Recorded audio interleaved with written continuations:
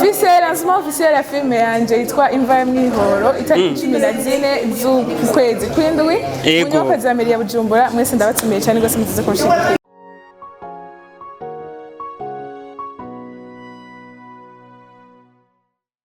Turabaramukije cyane bakuzi ba Burundi aho mbere hose umeze neza murakomeye. Uno musi ni ibintu bidasanzwe n'ibintu bitoroshe aho twaje mu birori byo gushira ku mugaragaro filme idasanzwe aho mukanya twabigiyemo ubu twatwo turabisozera.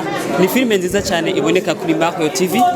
Uno musi duhera umwigemerero yayibonetsemo cyane gose ni umwige musanze muzi muri filme z'u Burundi. Ego reka tumusabe aramusaba kunzi bawe kubadukurikirana. Ndaramukije cyane gose nizere ko mumeze neza ni Kado Haven.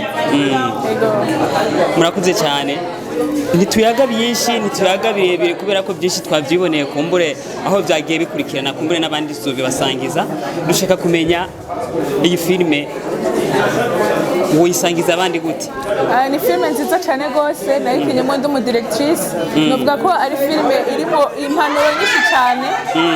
Impanuro nyinshi cyane gose bivanye n'ubutumwa bashatse gutanga na cyane kuba n'ababigeme batarakwiza imyaka y'ubukure. Cyane kandi mu nirondoka jane n'amagara meza. Yego nibaza ko ari filme imwe mu zo kwigisha cyane gose ugwaruka. Yego murakuze cyane. Kubera ko mwiyumvira iyo filme mu gihugu cy'u Burundi? Kusanzwe jewe naje nk'umukinyi ari filme yiwanje ivyo ico kaza nibaza ko cyo kwishura nk'umwanditsi kuko jewe ivyo nakinye vyari vyanditse barabimbwiye ndabisoma hama ndabikina. Yego murakoze cyane. Biba bitoroshe biba usanga biba bigoye cyane kwijya rore babahaye. Yego hari bisanga biba bigoye. Dushaka kumenya ikintu cyabagoye cyane muri ko murakina mwijya rore babahaye. Jewe muri hore nari mfise novuga ko vyukuri nta kintu cyangoye kirimwo ariko muri filme mise sama harimo kwitanga kudasanzwe byama depression mabwe ngene biba bimeze ariko sinavuga ko cyangoye ndanashimira cyane gose mu boss wanje vraiment yari taye ku rutare nta kintu kimwe atakoze kugira ngo ino filme ishobore kuba neza.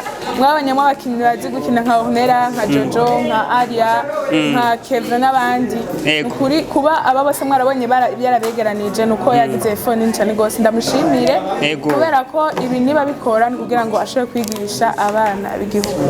Ibintu by'amafilme mu Burundi babigoye nk'abavyeyi batahura n'abandi baba batahura ko ibintu biba bitandukanye. Uhanura iki abavyeyi bagitahura ko batoshira abana mu uyu mwuga?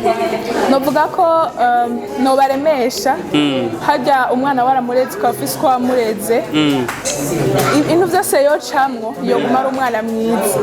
Rero kandi no kubaba hafi uno musi muri lancement twabonye umuvyeyi mwiza cyane gose w'umu actrice principale w'iyi filme ariwe mama Alia niwe yashobora kuvuga ati je umwana wanje ndamushigikiye. Rero novuga ko n'abandi bavyeyi bamurabire ko nk'akarorero yaje muri lancement officiel y'umwana we yakinyemo. Novuga ko abandi bavyeyi borema kuko nawe ari n'umwana mutonyi akiri ku ishuri kandi arikavyitwaramwo neza. Ngo murakoze cyane. Nake kantu tutavuze wogenda ubwiye bari kubadukurikirana.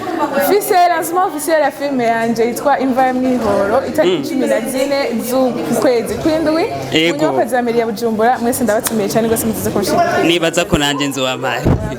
Turabashimiye cyane. Murakoze nanje. Kwaka kanya muduhaye. Ndabashimiye. Murakoze.